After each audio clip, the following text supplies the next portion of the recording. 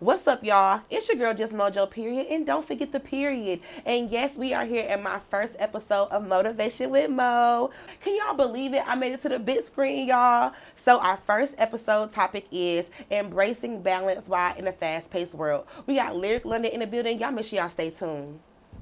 Allow me to reintroduce myself. My name is.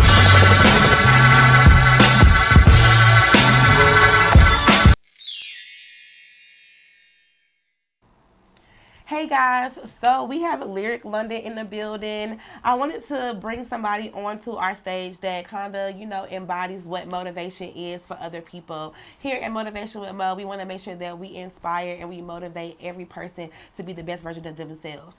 So, Lyrik, explain who you are and what you do. Okay, I'm Lyrik London. I'm from Nashville, Tennessee, but I've been in Atlanta for like almost 15 years. I'm a choreographer, creative director. I also direct film, on-stage performances, photo shoots. I do everything.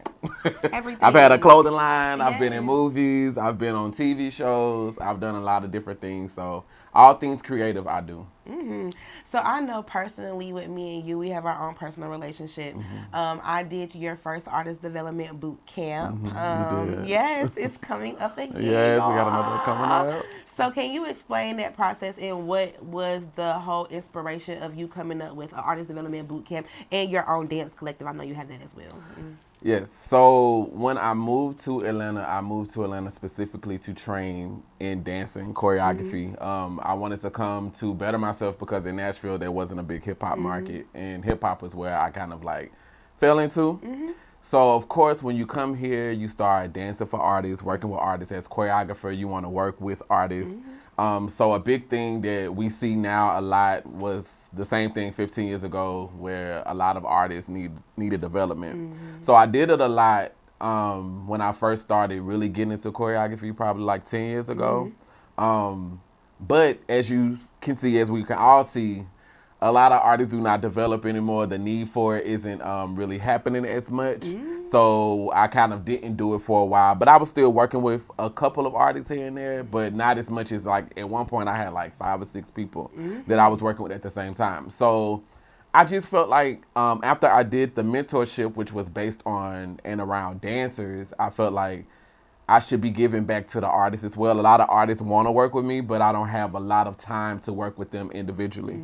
So I was like, I think it'll be a dope idea to kind of do something similar to the dancers where you get everybody together and set up kind of like a program or intensive where you're working on, your fundamentals as an artist, vocal training, your endurance, being able to, breathe while you're on stage, fitness stuff, styling, creative direction. So that's how and why I came up with the artist development program. Yeah, I love that. I think I say that all the time. A lot of artists aren't trying to train anymore. Like they just want to get on stage with a microphone and they track, and it's like okay, like it's okay to bounce around, but I need to be entertained. Like we're saying that we're entertainers, so the entertainment aspect is taken out of things nowadays, and I think it's very important for us to do that. Keith tells us all the time. Shout out to my artist development coach. He tells us all the time like sometimes he don't be wanting to train artists because they don't want to work as hard, and I think that is a thing that we're missing and why we chose to get into that market ourselves. Yeah. I know you're an artist yourself. Let's get into that a little bit. What inspired you to be the artist that you are? I come from a musical family, hence the name. Like my mom sings, my brother, my sister. So that was something that's just in me. I can't ever get away from that. So when I was in high school, before I tell people that before I was into choreography, I was in a boy group in high school, and we were really popular in Nashville. Period. We was lit back in the day before lit was lit. What was the name? We was lit. It was MOD, but we had like a MOD was like the school name, and then it was like Mixed Emotions or some shit for the name that was outside of the school. Because we had like, in school we used to wear suits and ties, and then we had our little like... Y'all was on the corner like shoe-op? We was shoe-hopping. And like very militant, like I tell people, my choir director was our manager, and he was very militant, and that's like where my work ethic comes from, because we had to work, we had to run, we had to do a lot of different things. But like outside of that, we had more laid back approach to do a little, the high school, what you call it, Talent shows. programs, the talent Okay, shows, I and the love girls be it. with their little signs and throwing their little panties on.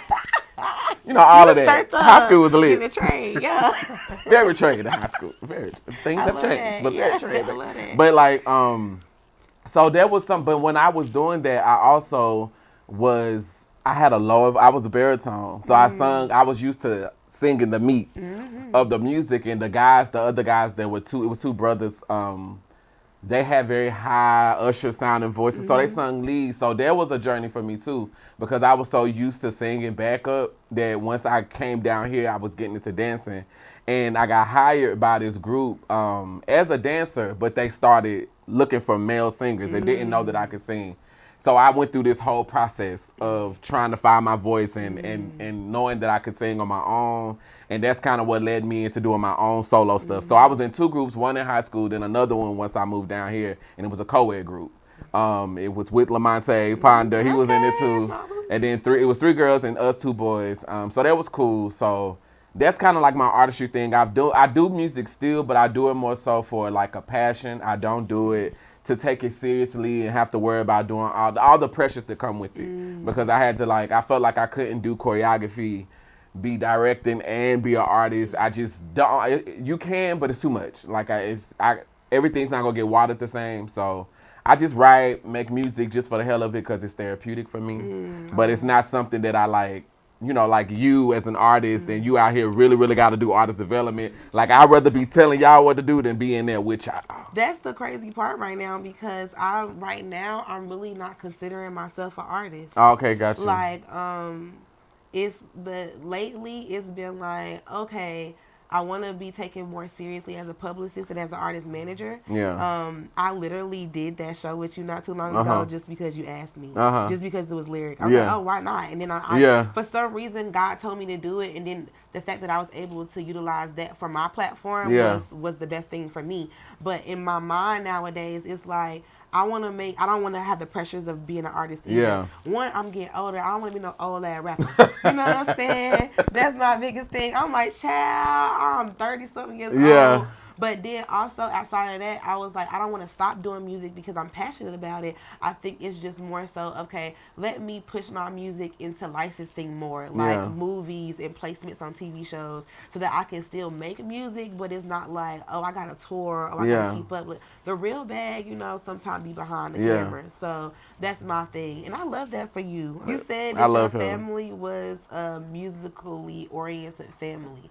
So how do you think that shaped your artistry growing up? Like, I think it was very important. I think because I was the first person out of my family to do a lot of things. I tell people, like, I lost my mom a couple years ago, and her life and her not being able to do certain things is what motivated me to move here. And that's what made her so proud of me because she was a musician and she played instruments and she sang and danced. And so it was like her watching me when I'm thinking I wasn't doing nothing because I'm like, I ain't even got no money. I'm still taking classes. And she was just so proud of me just leaving the city, coming down here, doing my own thing.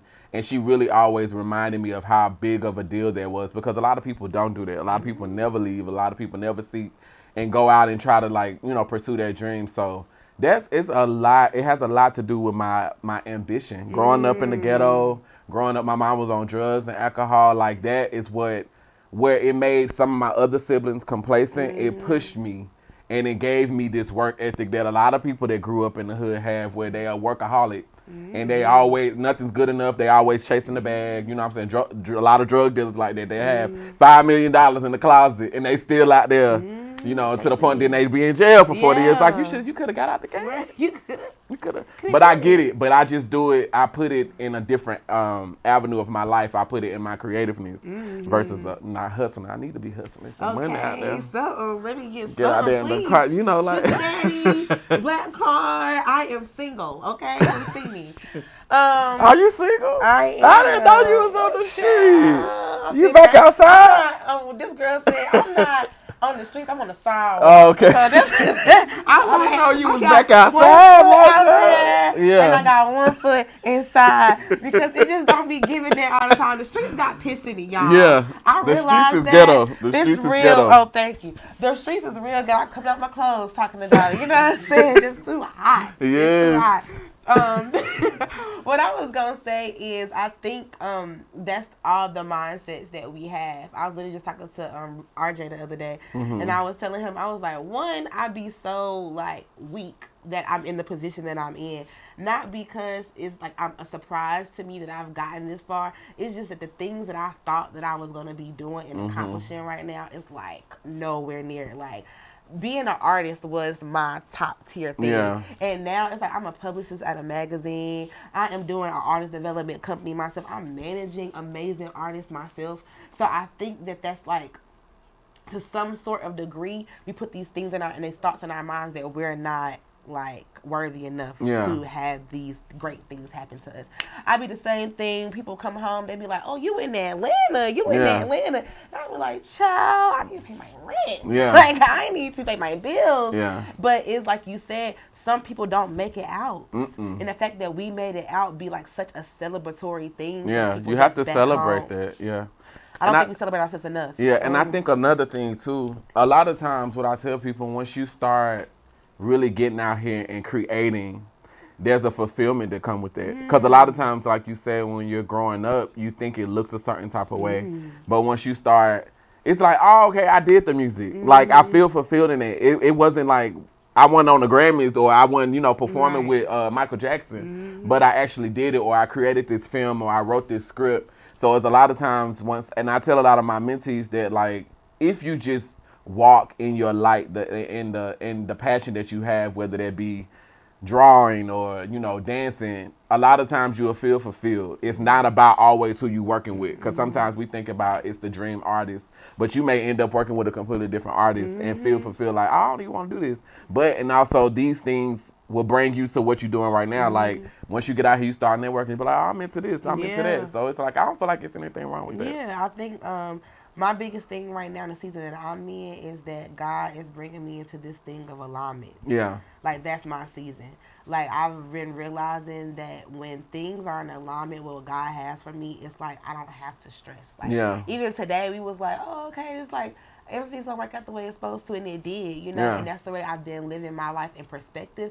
Because when I'm stressing myself out, or when I'm thinking like, dang, this production running behind, like, it's like it causes unnecessary stress. Whereas if we just think like, okay, this is what I'm supposed to be doing, God works everything out in return. I know you said the one reason why, I don't know if you knew this, well, you don't know this, but the reason why I connect to your story so much is because my dad was in and out of jail and on drugs all my life, like, and now me and my dad are like really, really close. But growing up, I didn't have that like connection. It was like sometimes he would forget he had a kid, or like he would be in jail and he would call me and he'd be like, I'm sorry I didn't called you. Like, it's kind of like an out of sight, out of mind type thing. So for your parent to say some crazy shit like that, that was so crazy for him to say that to me. But it made me the person that I am because I grew up to be very independent. Like, my mom worked 3 jobs growing up. Like, and I had to think of myself as this, see her and then be like, okay, I can do that too. Yeah. But I think sometimes we overwork ourselves. We do. Because we've seen that growing up all of our lives, and we become accustomed to it. But I think I wanted to ask you, how do you find balance in like such a fast-paced world that we live in right now? I think for me, honestly, I feel like I'm still finding balance. I don't think I've mastered that part at all, which is why I'm in therapy in certain things, because I didn't realize that I was addicted to work until like a couple years ago, and why I overwork and why I'm never satisfied, or why I never celebrate my small successes. So I've been in for the especially last 5 years, I've been in this downward spiral of like working myself to death, to the point where my mental health got so bad. But I was, you blame it on everything because nothing's good enough, because you're not looking at what you're doing is good enough. So it was like, I'm currently trying to find the balance. But I think the biggest thing is understanding when it's time to sit down when your body's speaking to you, listen to your body. Especially for those of us that don't necessarily always listen to our body, because some people listen to their body too much to the point where they lazy. Yeah. Well, no, because some people listen to their body to the sense of they don't do anything. Yeah. Oh, they lazy. They don't go outside to do anything. That's good. Yeah. But some of us, we listen to our brains, what our brains telling us more than what our body's telling us. Like, we doing the work, we actually putting it in. But we don't, when it's time to sit down, we don't sit down like we was talking about, like, you know, you get dehydrated. Yeah. You know, the doctor be like, set your ass down a little bit for, you know, because other stuff starts to happen. And a lot of health issues can come from us overworking ourselves. But I'm currently trying to figure out when to just sit down, because I don't know. Like, people ask me what I do for fun. I work. I like to work. I like making money. That's why we are the same. Because I'm like that. Yeah. I'm like, okay, I'm at work. Like, what, they think that me going outside, like, I low-key hate it. I low-key hates going outside. I literally go out 6 days out of the 7 days of the week, you know? And I'm naturally an introvert. Like, I like to be at home. If I got a man, I'm up under my man, you know what I'm saying? But I had to realize that the things that I wanted to accomplish and do are not going to be inside the house. So that's the reason why I be outside. Yeah. I be outside because I can network outside. I can meet people outside. I can make money outside, you know? It's really about focusing yourself. Right now, I think that we can see vision, but one thing my pastor said, he was like, it's focus. Yeah. It's the difference between seeing the whole picture and seeing the one thing that you need to focus on. Go to somebody when you're the leader and you go to people and you want to vent and they don't get it. They don't know what to say. They don't know how to respond to it. You're the person with all the answers. So now you don't have answers. Like, whoa. And therapy is like the same. It's a line. The alignment for me is with the same with my religion and my spirituality. There are things I feel like in the Word that I can't get anywhere else. When I have no answers and I feel like man can't give me anything, there's always a scripture or a sermon I could look up online that could resonate with me and calm my spirit. Because a lot of times you get so overwhelmed and people are draining you. So how do you get refilled? Yeah. You know, where do you go to be filled? So that's religion and therapy for me. Like, and I feel like the good thing about therapy is sometimes in religion, they can put it in terms where you can't understand. And I think with therapy, they can speak to you in your language. Yeah. In the sense of you to understand it like A, B, C, 1, 2, 3. Because sometimes the word be a little like, I don't get it. And I think that's why a lot of people aren't, they don't cling to religion. I say I'm very spiritual. I don't, certain things in the Bible I just can't, relate to. I feel like the Bible is sometimes a man-made thing. Yeah. But it is pieces and things in it that I can pull out from and learn from. It is a book of stories that is teaching us what not to do. You know? And then I take my own personal relationship with God different. Like, people think that we're supposed to go, oh, holy is out there, Lord is there. But it's really, I talk to God like he my friend, he my homeboy. Like, because that makes it a little bit more relatable to me, and that makes me feel like I can go to him with anything. Sometimes when we feel like God is this untouchable thing, we don't go to him with all of our problems. We feel like we got to be perfect to submit. Running down my face and me tired and not having no sleep and me like figuring out what is the next thing to do. I said I wanted to stay in position and wait until he told me what to do. Everybody's so like pulling on us. They always like, what's next? But it's like, damn, can I breathe for a second? I just gave y'all a bomb ass industry night. I just gave y'all a bomb press play showcase, and y'all constantly want things from me. But at the same time, I have to remember, without discomfort, there's no growth. And heavy is the head that wears the crown. So it's like when they're asking for these things from me, I'm trying to make sure that I'm able to provide it at the best, in the best version of myself. Like, I don't want to be giving things halfway because it's like I don't feel it. You know. Thank you. Jesus Christ. No, but that's real. Completely. And you have to. The people gonna be there. Yeah, it's a lot of time. Whether you put that shit out this week or 2 weeks from now, that's why I'm at now. Give them something to versus rushing. Yeah. You can go back and watch the last thing. Go back and listen to the last thing, because half of them did listen to that. You know, like there's no need to rush. I think sometimes we move so fast because we think time is running out, and it's like if it's on God's timing, it's gonna work out either way. And He wants us to rest. He rests. You know what I'm saying? So No, but like, you know, religion and spirituality, therapy, all that means accountability. We live in a climate of nobody wants to be accountable of anything. Good. We all want to be outside and Yeah, pussy too popping outside. without no judgment. Right. Okay, and then you know, we need the grandmamas back in the day that was on the porch that whipped everybody kids that says, you know, that's too much. Yeah. You know what I'm saying? Like I miss that part because I feel like a lot of us we had balance. Now it may have been a lot of toxic things that was happening with that, but at the same time, all of this freedom,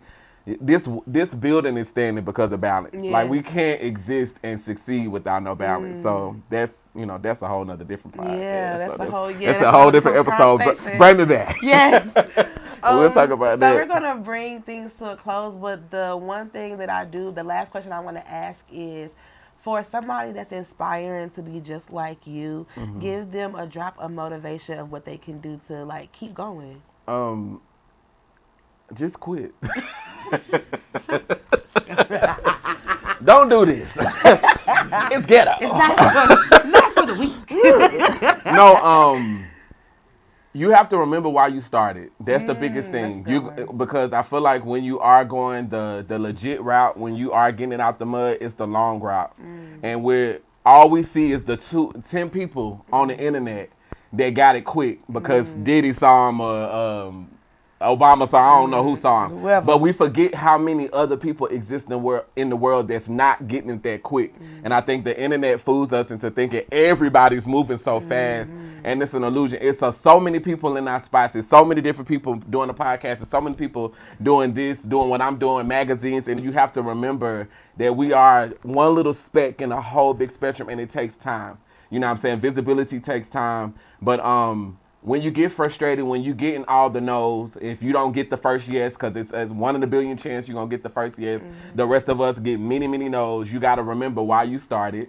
I always go back to the things. I always go back and watch old stuff when I get overwhelmed and I get depleted of energy, because it just, you know, there's something like they say our childhood is so important to us because that's what motivated us. That's what the root of all the things that's going on up here, that's where it comes from. So I go back and I think about my mom. I think about, you know, childhood things. I go back and watch old choreography to see how far I've come. So I always say that to people that's like, how do I stay inspired?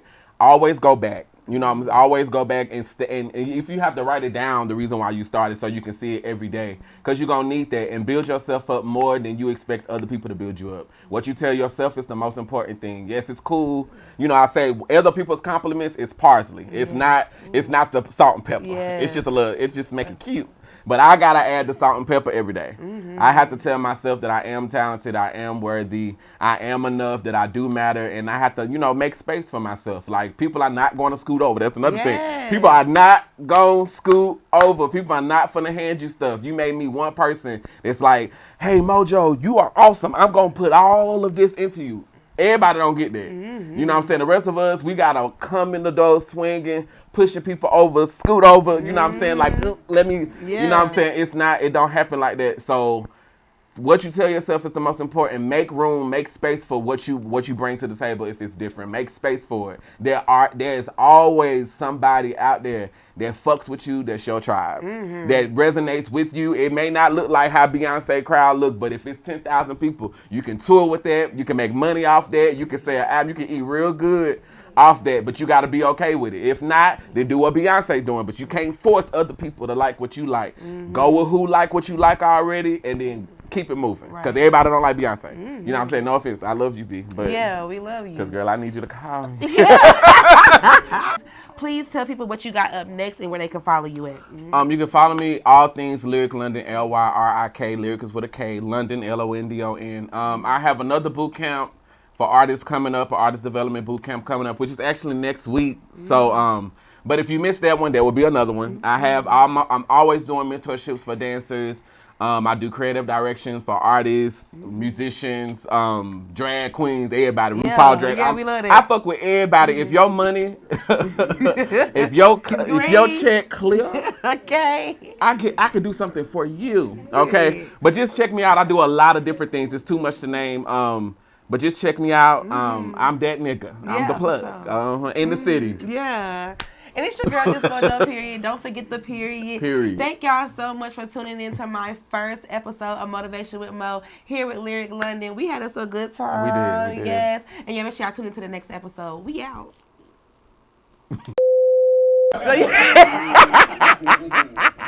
Okay.